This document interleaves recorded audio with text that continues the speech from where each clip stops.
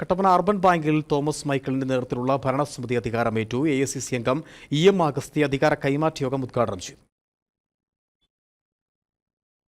15 വർഷമായി EM അഗസ്തിയുടെ നേതൃത്വത്തിലുള്ള ഭരണസമിതിയാണ് ബാങ്കിനെ പുരോഗതിയിലേക്ക് നയിച്ചത്. നിയമപ്രകാരം പ്രസിഡന്റ് സ്ഥാനം ഒഴിയണം എന്നുള്ളതിനാലാണ് അഗസ്തി സ്ഥാനം ഒഴിഞ്ഞത്. ബാങ്കിനെ പുരോഗതിയിലേക്ക് നയിക്കുകയും ആധുനികവൽക്കരിക്കുകയും ചെയ്ത ശേഷമാണ് EM അഗസ്തി ബാങ്കിന്റെ പടിയിറങ്ങിയത്. പുതിയ ഭരണസമിതിയിലേക്ക് UDF സ്ഥാനാർത്ഥികൾ എതിരില്ലാതെയാണ് തിരഞ്ഞെടുക്കപ്പെട്ടത്. പ്രസിഡന്റായി തോമസ് മൈക്കിളും വൈസ് പ്രസിഡന്റായി ഫിലിപ്പ് മലയാറ്റും അടങ്ങുന്ന 15 അംഗ ഭരണസമിതിയാണ് ഇന്നലെ ചുമതലയേറ്റത്. അധികാര കൈമാറ്റ യോഗം AICC അംഗവും മുൻ പ്രസിഡന്റുമായ EM അഗസ്തി ഉദ്ഘാടനം ചെയ്തു.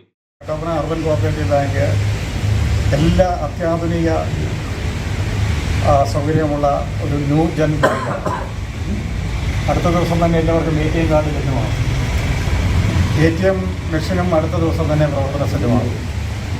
ഈ ATM കാർഡ് ഇന്ത്യയിലെ ഏത് ബാങ്കിലും ഉപയോഗിക്കാൻ കഴിയുന്നതാണ്. ഇന്ത്യ രാജ്യത്തുള്ള DCC പ്രസിഡന്റ് CP മാത്യു മുഖ്യ പ്രഭാഷണം നടത്തി. കേരള മേഖലയിൽ ഉണ്ടാകുന്ന ചെറിയ പ്രതിഫലനങ്ങൾ പോലും സമൂഹത്തെ ബാധിക്കും.